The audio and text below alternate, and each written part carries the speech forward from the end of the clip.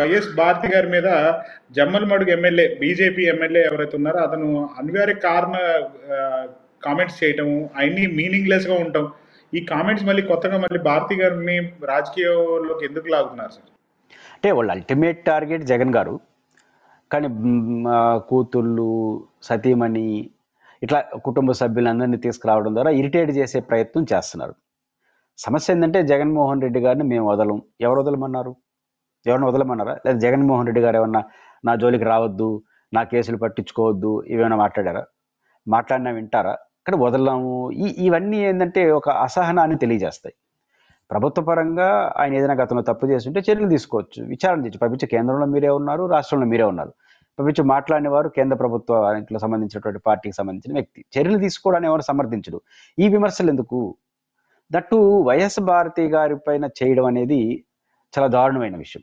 YS Bharati గారు జగన్మోహన్ రెడ్డి గారి సతీమణిగా మాత్రమే వారు రాజకీయాల్లో ఎక్కడ ఉండరు. అసలు సతీమణిగా తన కుటుంబ బాధ్యతలు, జగన్మోహన్ రెడ్డి గారికి ఒక సపోర్టు పాత్ర పోషించడం తప్ప రాజకీయ జోక్యం అని చేసుకోరు. చేసుకుంటూ అడ్డుకేం లేదు. జగన్మోహన్ రెడ్డి గారే సర్వం వైఎస్ఆర్ కాంగ్రెస్ పార్టీ, జగన్ మారణ స్మయం. కాబట్టి ఆయన సతీమణిగా రాజకీయాల్లో ఉంటారంటే అందరూ ఆహ్వానిస్తారు. కాబట్టి పరోక్షంగా చేయాల్సిన అవసరం ఆమెకు లేదు, జగన్ గారికి లేదు. ఇప్పుడు అవసరం కూడా పార్టీకి లేదు, జగన్ గారు అన్నీ చూసుకుంటున్నారు. అలాంటప్పుడు ఆమెను ఎందుకు తీసుకురావాలి? ప్రతి విషయంలో ఎక్కడ ఏం జరిగినా భారతి గారి ప్రస్తావన తీసుకురావడం. చివరికి ఏడు వరకు వచ్చారు. ఆమె 2 ఆరోపణలు తీవ్రంగా చేశారు. భారతీయ ఇంతకుముందు రాజ్యాంగం ఇటు మాట్లాడు, ఇప్పుడు భారతీయ రాజ్యాంగాన్ని అమలు చేశారంట జగన్మోహన్ రెడ్డి గారు.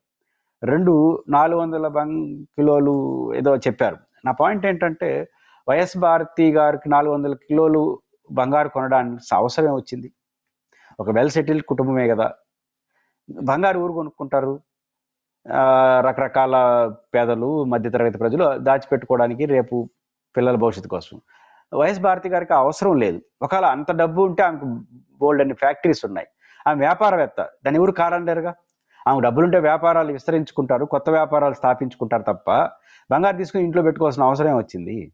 కాబట్టి బంగారం లాంటి కంపెనీలు, బంగారం లాంటి వ్యాపార సమస్యలు ఉంటే దాన్ని విస్తరించుకుంటారు తప్ప ఆర్థిక వెసులుబాటు వస్తే బంగారు అంటే ఏంటంటే ఏదో డబ్బులు సంపాదించేసినారు, గుండు గుర్తుగా కొన్ని 100 కిలోలు బంగారు దాచిపెట్టేసినారు. ఇట్లా మాట్లాడడం వల్ల ఏం సాధిస్తాం? ఇరిటేట్ చేయడం తప్ప. రెండోది భారతి గారి రాజ్యాంగం, ఇది మరీ దారుణం. ఇంతవరకు ఎప్పుడు కొత్తగా ఆ పేరు బాగుంటుందని పెట్టారేమో. భారతి గారు రాజకీయ వ్యవస్థలో జోక్యం చేసుకోరు. ముఖ్యమంత్రిగా ఉన్నప్పుడు ఏ రోజైనా జగన్మోహన్ రెడ్డి గారు ముఖ్యమంత్రి ఉన్నప్పుడు వైఎస్ భారతి గారు పలానా పని చేయమంటే చేయనోళ్ళు ఎవరు? అందరూ చేస్తారు. కానీ ఏ రోజన్నా భారతి గారి సిఫార్సుతో నేను ఎమ్మెల్యే అయినాను, లేదా భారతి గారు నాకు తెలుసు నేను ఎంపీ అయినాను, లేదా భారతి గారి యొక్క రికమెండేషన్స్తో పలానా పదవి తెచ్చుకున్నాను, ఒక పేరు చెప్పండి రాష్ట్రంలో. ఆమె అనుకుంటే చేసి ఉండదా? అనుకోవడం చేయదు. 2, ఆమె ఎవరిని అలవ్ కూడా చేయదు. ఎవరైనా సరే ఇప్పుడు జగన్మోహన్ రెడ్డి గారిని కలిసి వస్తారు తప్ప భారతి గారిని కలిసి వచ్చే ఫోటోలు ఎక్కడ మనకు కనపడవు. కారణం ఏంటంటే ఆమె రాజకీయాలకు దూరంగా ఉంటారు. అంటే రాజకీయాలు ఇష్టం లేక కాదు, తన భర్త రాజకీయాల్లో ఉన్నారు, తన వ్యాపారాలని ఆమె చూసుకుంటుంది, పిల్లలు చూసుకుంటుంది, కుటుంబాన్ని నడుపుతుంది. అప్పుడు జగన్మోహన్ రెడ్డి గారు ఫ్రీ అయిపోతుంది, తన పని ఆయన చేసుకుపోతాడు. ఆ రకంగా సపోర్టివ్ పాత్ర పోషించి. రెండోది తనకు వెసులుబాటు దొరికిందని ప్రజా సంక్షేమానికి కేటాయిస్తారు. ఆదినారాయణ రెడ్డి గారు మాట్లాడడం కొంచెం బాధ అనిపించింది. కారణం ఏంటంటే వారికి ఆ కుటుంబాన్ని గురించి బాగా తెలుసు. మీకు జగన్మోహన్ రెడ్డి గారితో రాజకీయ విభేదించారు, వెళ్ళారు, విమర్శించండి, తప్పు చేస్తుంటే చర్యలు కూడా తీసుకోండి, విచారణ చేసి. అభ్యర్థి మధ్యలో భారతి గారిని ఎందుకు? 2, వారు ఎంత అద్భుతమైన స్కూల్ నడుపుతున్నారు.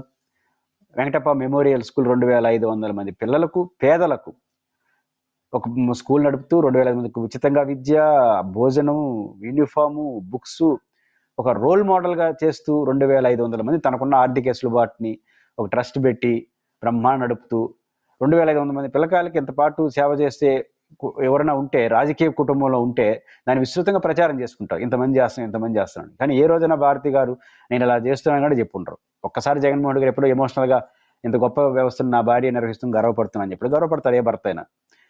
అట్లాంటి పర్సనాలిటీ ఎవరి జోలికి వెళ్ళకుండా ఆ పనేదో అని చేసుకుంటా ఇల్లు ఉంటుంది. రెండోది భారతి గారికి అది భూమికున్నంత ఓపిక ఉంటుంది. ఆమె ఎవరిని ఆమె మీద వచ్చిన విమర్శలు, ఆమె మీద టార్గెట్ చేసిన వ్యవహారాలు ఎవరి మీద చేస్తుండ్రు. రాజకీయాల్లో లేకుండా వస్తే ఇంకెన్ని చేస్తారో తెలియదు.